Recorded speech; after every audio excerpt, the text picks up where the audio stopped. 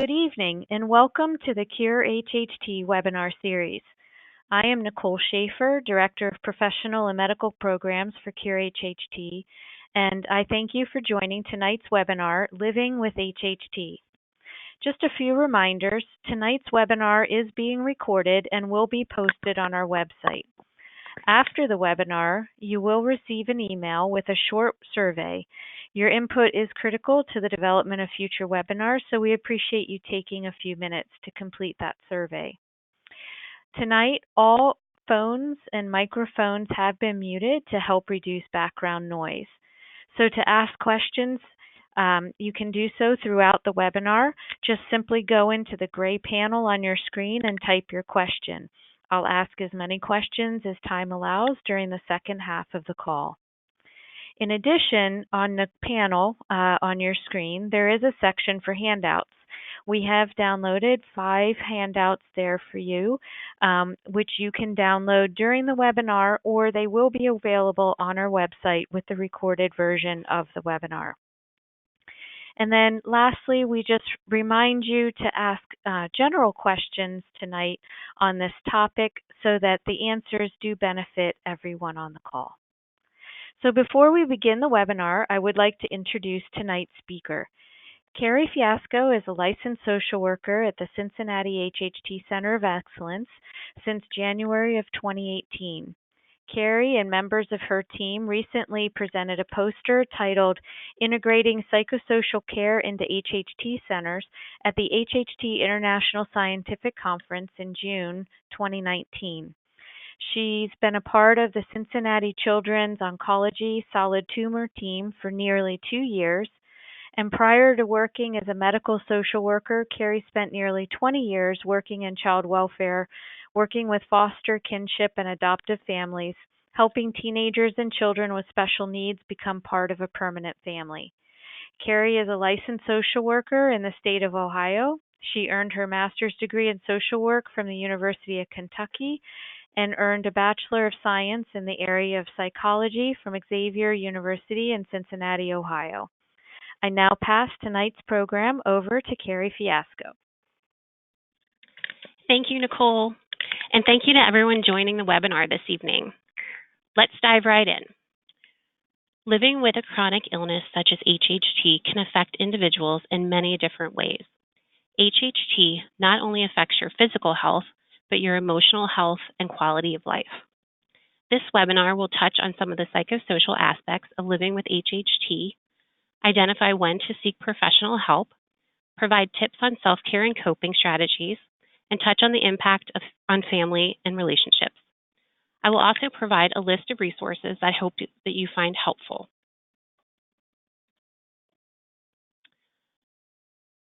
Chronic disease is long-term. Depending on symptom severity, it may limit activities of daily living. While HHT does not currently have a cure, it is helpful to know that there continue to be advances in symptom management and treatment.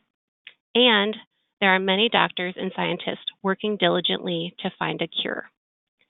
HHT requires ongoing medical attention by a specialist. Additionally, all of your medical providers need to be aware of your diagnosis and current or potential symptoms.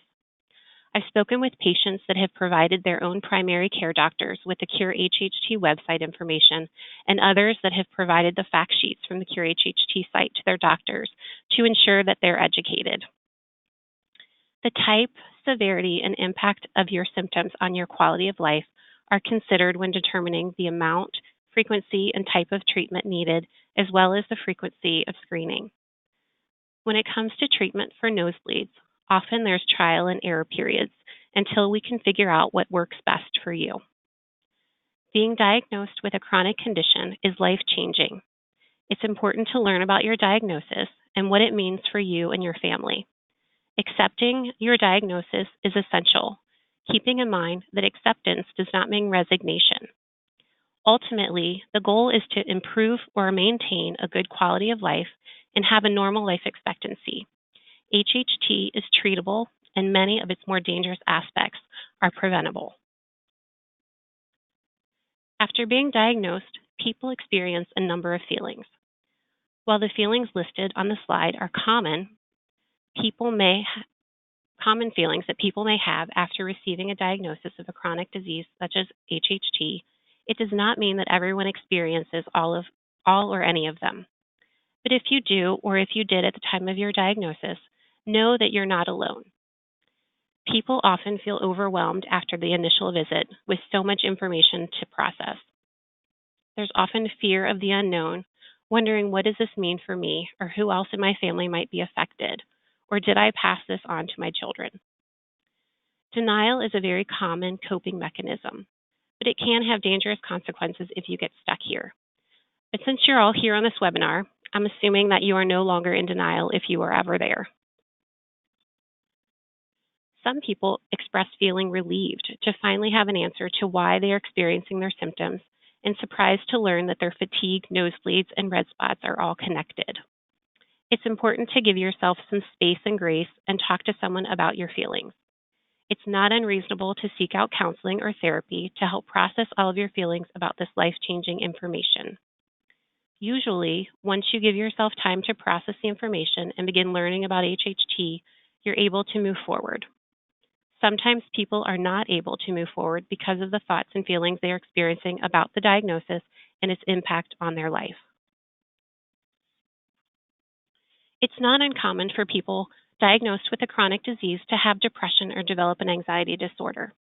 So it's important to know the difference between normal feelings of sadness or anxiety versus being clinically depressed or developing an anxiety disorder. Some of the symptoms of depression include sadness, irritability, crying spells, loss of appetite, or overeating. With the exception of suicidal thoughts, most of these feelings are not unusual for any of us to experience. When these feelings start getting in the way of your day-to-day life, seeking the help of a counselor or therapist is recommended. The same recommendation is true for symptoms of anxiety disorders. It's normal to be worried or have sleeping issues or want to avoid being around others at times, especially right after learning about your diagnosis. If you are experiencing these feelings for a prolonged period of time and they're interfering with your day-to-day life, seek help. The good news is that depression and anxiety disorders are very treatable and can have good outcomes. I really want to stress that. The good news is that depression and anxiety are very treatable and can have good outcomes. Treatment can include therapy. It can be individual therapy, group therapy, or both, or it can be psychotropic medication, or a combination of both therapy and medication. This slide is a Wordle. It's from the poster that my coworkers and I presented last summer at the scientific conference. It highlights some of the things that we've observed that get in the way of people coming to appointments and getting treatment. This is where my role as a social worker comes in at our center. To help families navigate these barriers, find resources or solutions so that patients can receive appropriate and timely care. Barriers stem from our current life situation and the resources that we have to manage them. Often patients and families worry about missing work or school. Loss of income due to missing work is a real concern. Sometimes people are avoidant because their outward symptoms are not so severe, so they delay getting fully screened.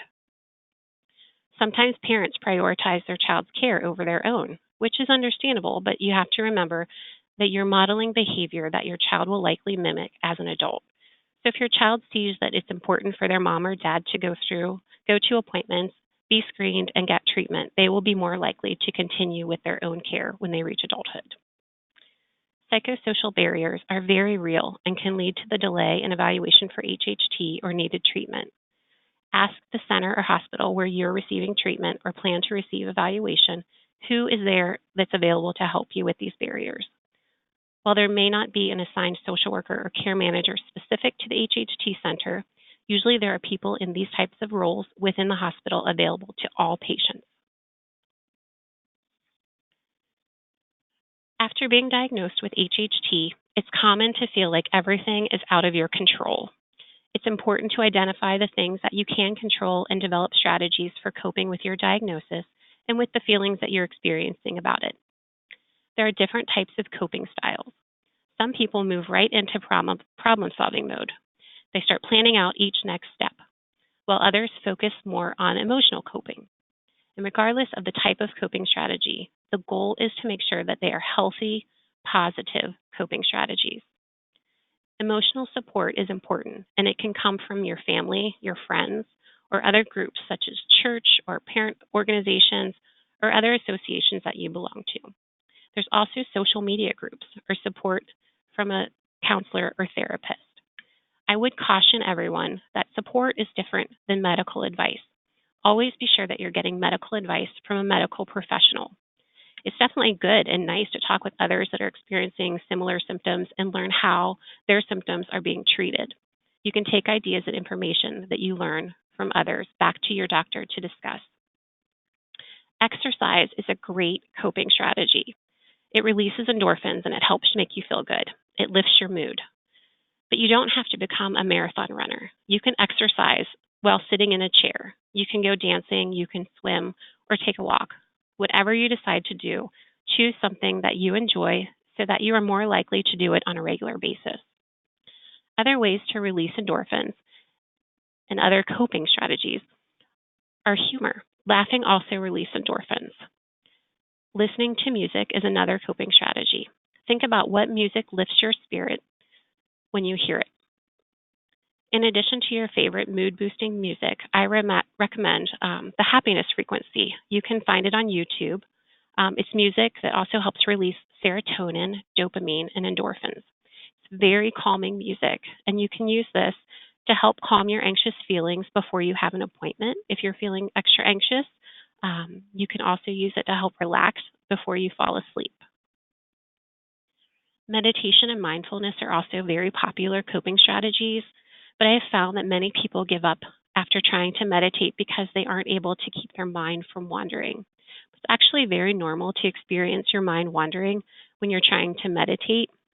Keeping your mind clear and focused is a skill that takes time to build, and most people are never able to stop the mind from wandering completely. If you try meditation and you experience your mind wandering, the best thing to do is to acknowledge that your mind wandered and bring yourself back to focusing on your breathing. Whenever I find my mind wander, I bring myself back by saying, "This is my in-breath," and I take a nice deep breath in. And then I say, "This is my out-breath," as I breathe out. And I use that as a mantra to keep myself or to get myself back on track. Think about what you do, or think about what you do to take care of yourself, or what nice things you do for yourself. I encourage each of you to make a list of what you already do in terms of self-care, and make a list of what else you want to do. It's important to be creative, and don't worry if your list of what you're already doing is short, or maybe it's even blank. This is one of the areas that you can have some control over. Whenever I meet with families, I ask them what they like to do for fun. And sometimes I do get that blank stare. So talk with your family or friends about what you want to do for self-care and ask them to help you, or plan some of the self-care activities together. If spending time with animals is helpful to you, but you don't want the day-to-day responsibilities or can't have a pet where you live, look for other ways to have pet interaction, like visit with a neighbor or friend's pets, or even consider becoming a dog walker. You can volunteer at a shelter, or you could simply watch funny animal videos. Eating healthy, hydrating, and getting adequate sleep really does make a difference in our overall health, energy levels, and emotional health. If you struggle in any of these areas, it's important to just start with small goals and build on your success. Remember that you're not striving for perfection, just for improvement. Even if you have an off day, it's okay to get right back at it the next day, because not all is lost. Choose peace. Surround yourself with those who bring you joy, peace, and laughter. Learn how to and practice politely saying no, quietly distancing yourself, or limiting time with those who do not bring you positive feelings. I've encouraged patients to go online and look up ways to say no. You can just Google it and start reading different posts to see what you think would work best for you. And practice. Practice really helps you build the confidence to say no in that moment when you need and want to for your own physical, mental, or emotional health. As a side note, practicing how you want to tell others about your diagnosis is really good to do too. You can anticipate how others may react or questions they might have and prepare how you want to respond. Practice out loud, and the words will come more easily in the moment. Now that you've processed the information about your diagnosis, practiced and developed coping strategies, and done some self-care, it's time to share the news with your family. When you share your news about HHT with your family, encourage them to be screened. Some centers have letters that can help with this. We call ours the Scary Family Letter. Sometimes families are not connected, and it's important that you get that message out, even if it's in a letter that you need to send or an email. Provide family members with educational materials or resources that they can go to educate themselves. Some people need to hear it or get the information from somewhere else to verify what you're telling them. It's normal to receive resistance and denial, but keep at it compassionately. Emphasize how appropriate screening helps prevent and protect you from unexpected serious medical events. Continue sharing your medical experiences and what you learn along the way. Set an example for them to follow. Depending on where you are in life with dating or marriage, you may be faced with figuring out how to tell a potential life partner about your diagnosis. Some people choose to be really open about it from the start. Maybe they share it on their first date. Others prefer to wait to see where the relationship is going before sharing about their HHT diagnosis. Sometimes, if your symptoms are severe, such as nosebleeds, it may come up sooner than you initially planned. This is another area that you can rehearse and practice how you want to present this information. Definitely, once you move into the serious category of dating, you should share about your HHT diagnosis. And just like when you told your family members, have educational resources available. As a dominant genetic condition, HHT can be passed on to your children. With each child, there's a 50-50 chance of passing on the gene. You may want to consider options with family planning, such as in vitro fertilization, where each embryo can be tested for the genetic mutation and only those without the genetic mutation get implanted. This option, it's not for everyone, and IVF and genetic testing can be costly.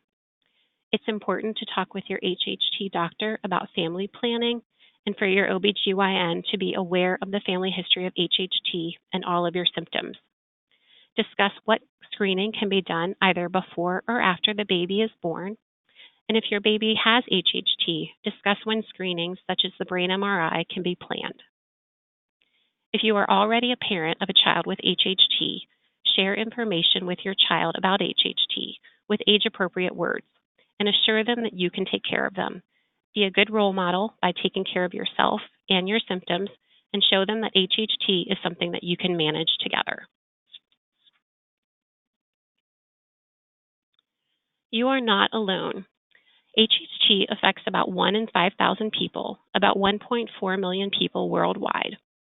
There are many people in the world just like you, diagnosed with HHT. Some people like to be part of big groups or become a spokesperson or an advocate on behalf of others with HHT, while some want to connect with just a few people and develop a small support system. You may find that your family and friends are enough, or that you prefer to talk to people outside of your family and friends about your thoughts and feelings regarding your experience of having HHT. I encourage you to do what works for you. Before I get into the list of resources, I wanted to highlight this book, Living with HHT by Sarah Palmer. I highly recommend this book. It's a fantastic resource for patients, family members, and professionals.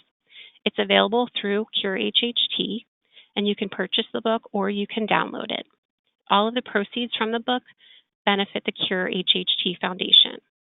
I found that the glossary alone is a wealth of information. When I talk with families, I share about a variety of resources when they come to the HHT Center. We talk about what's available specifically to our center and then all of the general resources that are out there. We can talk about family medical leave. We can talk about how this can be used as a continuous if there's an episode that they need to be away from work for a continued period of time. It can be used intermittently for appointments or procedures. It can even be used as a reduced schedule if you are experiencing fatigue such that you need to reduce the number of hours that you're working. We also talk about applying for things like supplemental security income, like SSI, or Social Security Disability Insurance, SSDI. I'm also there to help them complete a medical power of attorney and living will if that's something that they'd like to do.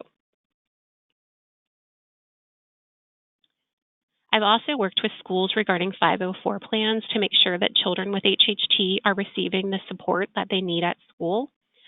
Sometimes it just means helping them with managing nosebleeds during class or making up work because of missed class time due to a nosebleed, or maybe a child needs some modified gym activities due to fatigue. Whenever I have a family that's traveling to our center and they have Medicaid, I look into what travel, lodging, and meal benefits might be available to them. It might surprise you to know that many state Medicaid programs help with reimbursement for travel and meals during assessment and evaluations and treatment, as well as providing lodging if people are traveling a distance out of town. Private insurance is less likely to have any of these benefits, but it's always good to ask, and just know that if they have that benefit, they don't typically advertise it. You do have to ask about it. So whenever you're getting ready to travel or go to an HHT center where you are going to receive treatment, you should ask if they offer any type of financial assistance. If you don't qualify for any financial assistance, you can ask if the hospital is connected to any other programs or resources that help families with chronic illness.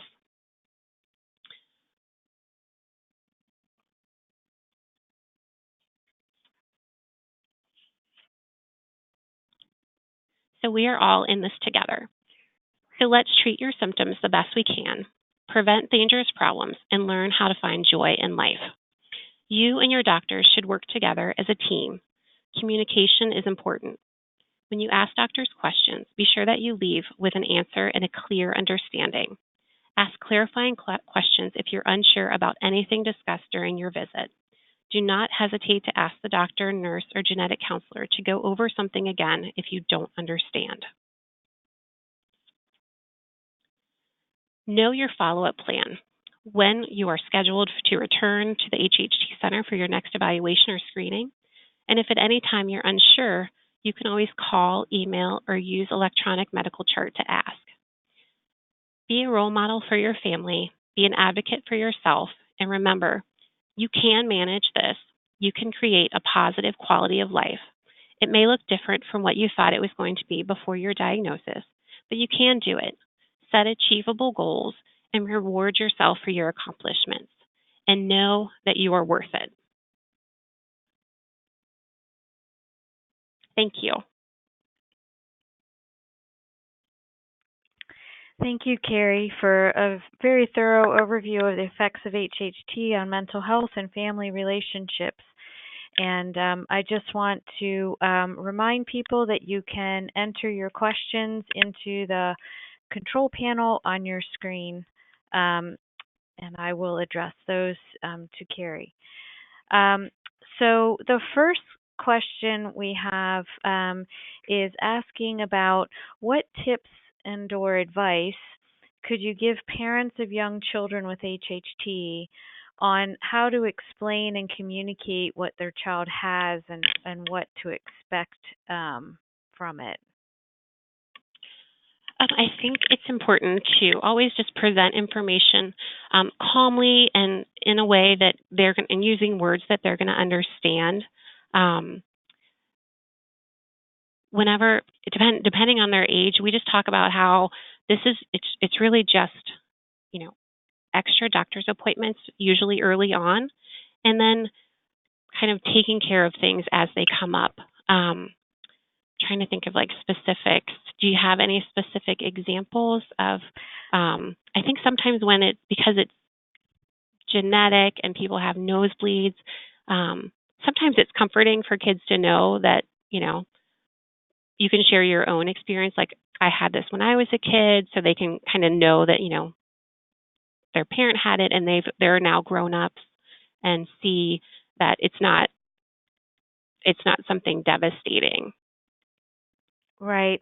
And I think just from calls that we get in the office and conversations that we've had at events with people, you know, sometimes when adults in the family are severely impacted, I think one, there's sort of a hope when children don't show symptoms that they just don't have it, which is definitely a risk because not everybody has outward symptoms. But I think one of the things that we've encouraged people is that not everybody experiences HHT in the same way. And so just to kind of explain that to the children as too, because a lot of kids think they're going to end up just like, you know, grandma or grandpa or aunt, whoever, who are pretty severely impacted, and that, you know, may not be the case as well. So, Mhm. but yeah, and I think with kids too, do you think that it's good for children like to share with their friends? Like, are there, you know, to let people that they're around know what HHT is and to share that kind of information? I think it depends on the kid. I think that's something that you can talk with kids about, asking them what they feel comfortable sharing with others. I think it also depends on what their symptoms are. So if your kids are going to be going over to someone's house and they have lots of nosebleeds, then it's probably important to prepare the other family and the other kids so that it isn't a surprise and they don't panic. And they know, you can give them tips on what to do. I think that's Okay, important. right. Okay. Um, so our next question is, I guess, looking for just a little bit more specific advice for people to help manage anxiety around their condition. And kind of a secondary question that came in along that topic was just if a patient or family member is experiencing depression or anxiety that they feel like does need some attention, you know, who do they go to for help, or how should they make those initial connections?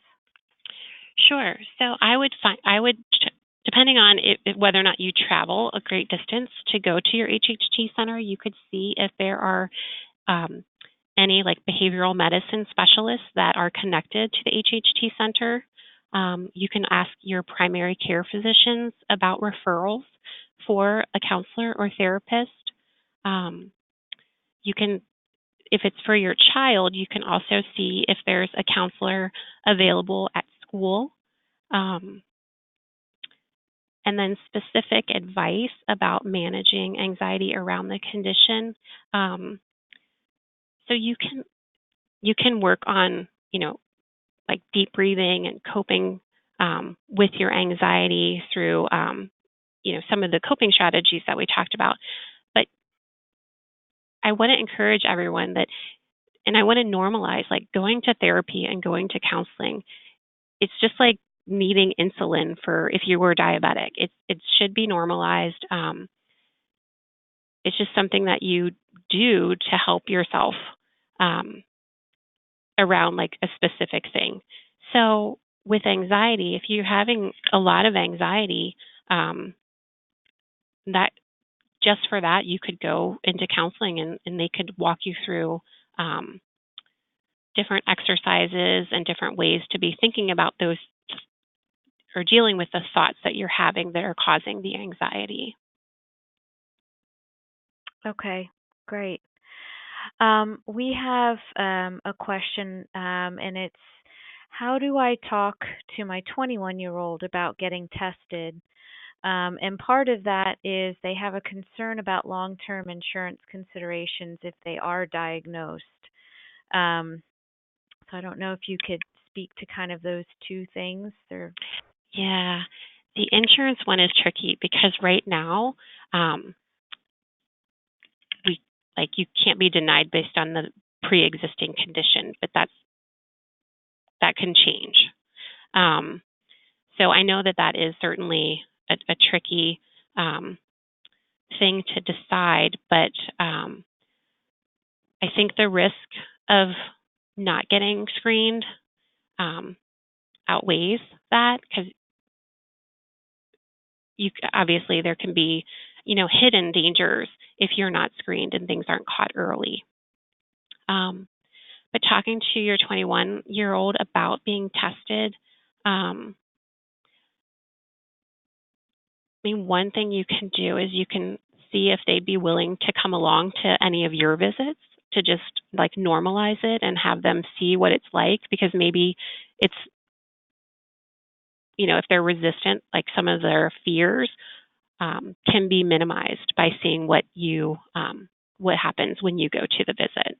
And I think the same as just talking with your family is just trying to keep at it, maybe providing different some of the fact sheets that Cure HHT provides to help educate them so that they can, come to that decision to be tested. I think Nicole, she put on there she put as one of the handouts one of the fact sheets. Is that right? Yes, it was for coping with HHT for teens.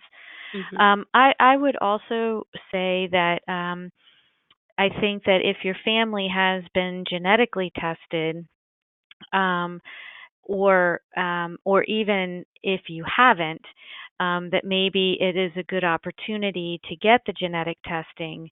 And there are two labs presently that if you don't have insurance, or you don't want to go through insurance, like kind of worrying about that diagnosis, they have out-of-pocket maximums of either $250 or $350, depending on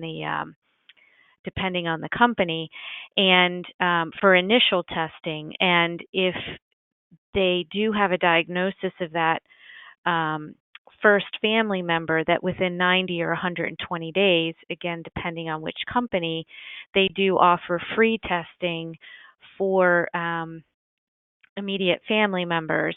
And so, that would be kind of an easier way to go through without having to do the full clinical screening process. Is I think genetic testing would make it easier, and it would be a clear yes or no, and then if you need to get the full screening. The other thing that I would recommend is that, as a foundation, we're offering a lot of different types of education programs. There are tons of recorded webinars where they could learn about the disease. We have a new walk and talk series that we're doing. We are doing regional patient conferences. And so if there is that diagnosis, we are seeing a lot of 20-somethings at those events. And it gives them an opportunity to network, hear from doctors, kind of takes that scare factor out, but also puts them in a place where they're able to manage their care, because the reality is they're young adults and needing to start taking control of their lives. So that would be my recommendation. Our next question is, HHT and nosebleeds make me afraid at work and make me leave work because of the nosebleeds. And the question is, what are your recommendations on how best to manage that? I would, if your employer, if you can access the family medical leave, I think that would be something that you would want to have in place so that you are not penalized when you need to leave work because of those nosebleeds. As far as having the nosebleeds at work, depending on how comfortable you are with telling your coworkers, and depending on how they're reacting, I think you can decide what information that you want to share with them, or letting them know that you know what to do so that others aren't alarmed if that happens. Okay, very good. So the next question asks if CBD oil has any negative effect on HHT, and I would even say the opposite. Does it? Have you seen anything where it shows a positive effect on HHT? I'm guessing they mean from an anxiety uh, perspective. That I do not have any information about. I would defer that maybe back to your HHT center and see if the doctor has had any patients that have reported using the CBD oil, and if that's made any impact. Um, but I have not had any experience with patients telling me that they're using CBD oil and how that's helping or not helping um, anxiety. Okay. Okay. Um, so one is, can you repeat the information for the happiness music that you mentioned? Like where Sure. it's located and the name of it, the official Yeah. name of it? Yeah. If you go to YouTube and you can just search happiness frequency, um, a bunch of different things should come up, and you can just check each one out and see what which ones you like to listen to. Some of them are pretty Okay. long. Some are like 30 minutes. Some are 4 hours. It's just something that I found that is very helpful Okay. to me, and I've shared that with other patients, and other people have reported that it's been helpful to them as well. Okay. And I know this has come up in a couple of different questions, and you've kind of said it, but sometimes it just needs to be discussed maybe in a slightly different way. But just the best way to share an HHT diagnosis with extended family, Mhm. and how to go about really encouraging others to be tested. And I don't know if you want to expand a little bit on your scary letter. Um, that might be helpful too. Yeah. So whenever someone comes to the center and they're diagnosed, and we talk about how they're going to go about sharing this information with the rest of their family, and it really depends on each person's dynamic and relationship with their family. Where some people are just like, oh, I'm just going to post it on our family group message or Facebook page, um, and then other people might not feel that that's the best way or want to do it in a more personal face-to-face setting. um, I think you can kind of have a sense of how your family may react and sort of decide how you're going to approach it based on that. um, I think, as I mentioned in the presentation, like coming with like written materials or the website for Cure HHT to share that, or if you have the book from Sarah Palmer, like bringing those with you to so that you can give them something sort of tangible, so that they can feel empowered to get more information. Um, but I think just emphasizing that it's important for everyone to get screened, and and that sometimes there's families that have had nosebleeds like just for generations, and they've had people that have passed away because of complications from HHT, and but they never knew that that's what it was. Um, so I think you should present it as that information is empowering, so that people can get screened and know whether or not they have it, and then if they don't have it, then their path moves in that direction. But if they do have it, what are the next steps, and and supporting them and letting them know, like, I'm happy to share my journey with you and help walk with you in this journey of HHT. I think it's just a personal decision on how you want to share that information. Um, I, Okay, great. I do think it's it's based on how if you're a really close-knit family, then I think doing it in a face-to-face personal setting. But if people are sort of scattered, that might not be an option. You may be close, but you may not have that close proximity. So you might have to share it over the phone, or like on a, like a, what I'm trying to say, like you share it with like one person and then ask if they would help share it with others if you're not as connected to others. Mhm. Okay. Um, so I have an individual who has a question or really looking for some guidance. As a healthcare worker with HHT, they say there's a stigmatism attached to seeking mental health counseling, which, when combined with HHT itself, could cost you your job. And later, if you're able to get control of your symptoms, you may be ineligible for rehire. And just asking if you have any thoughts on, on that.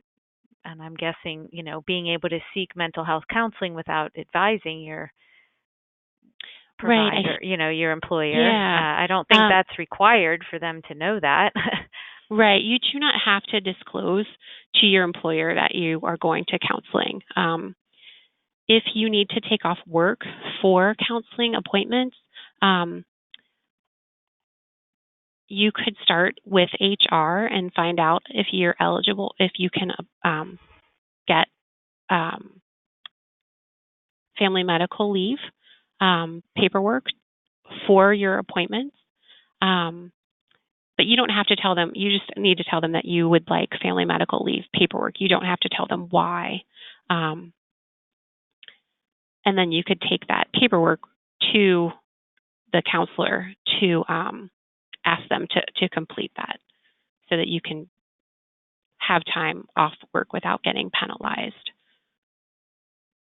But Okay. it concerns me that someone is working and they feel like their job could be threatened because they're trying to seek help for themselves. Right. That's concerning for me too. I used to work in human resources decades ago, and one, it's usually part of most insurance programs as a covered benefit on some Mm-hmm. level, usually, and a lot of wellness programs would even encourage that.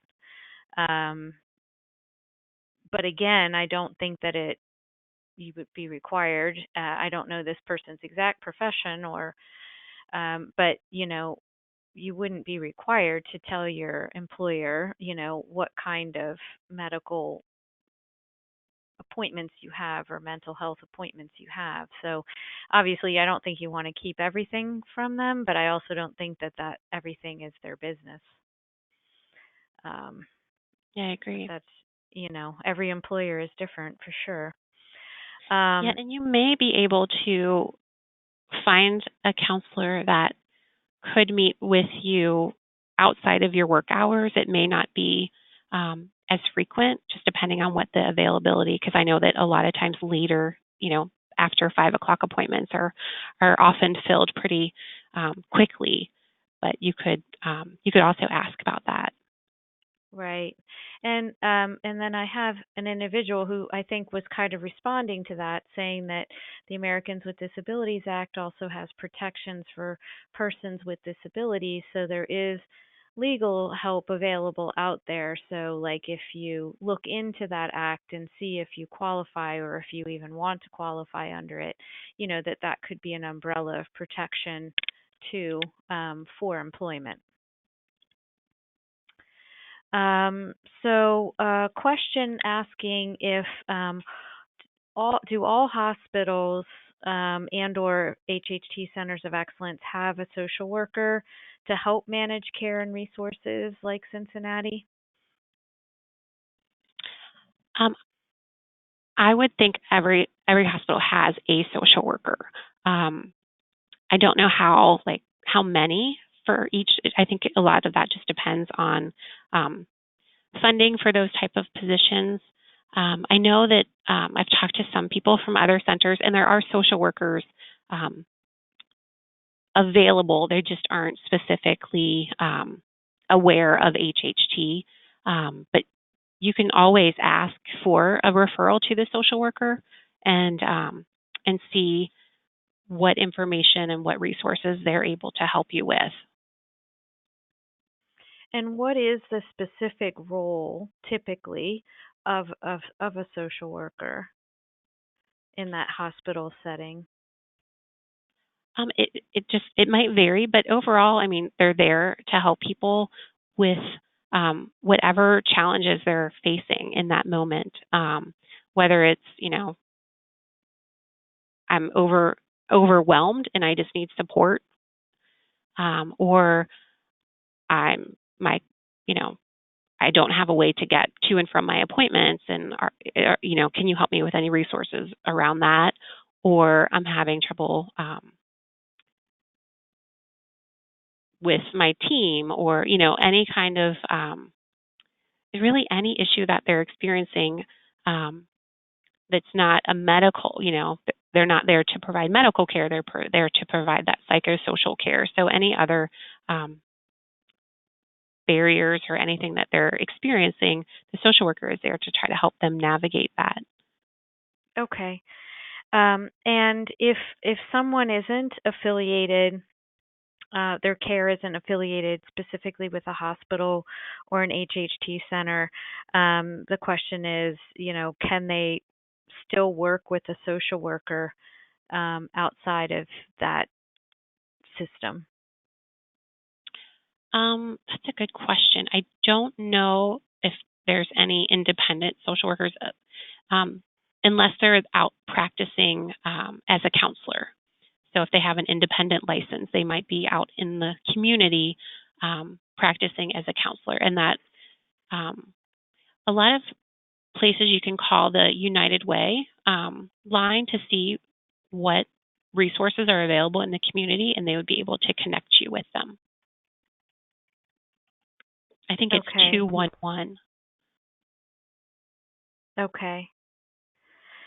And then our last question for the evening is about Social Security disability, and just asking if you have any, information on, maybe what does that benefit look like? How does HHT kind of fit into that definition, and what would be the best ways to go about pursuing an application for that? So if you find that you are unable to work because of the severity of your symptoms, or you're not able to work, full time, you can apply for Social Security benefits.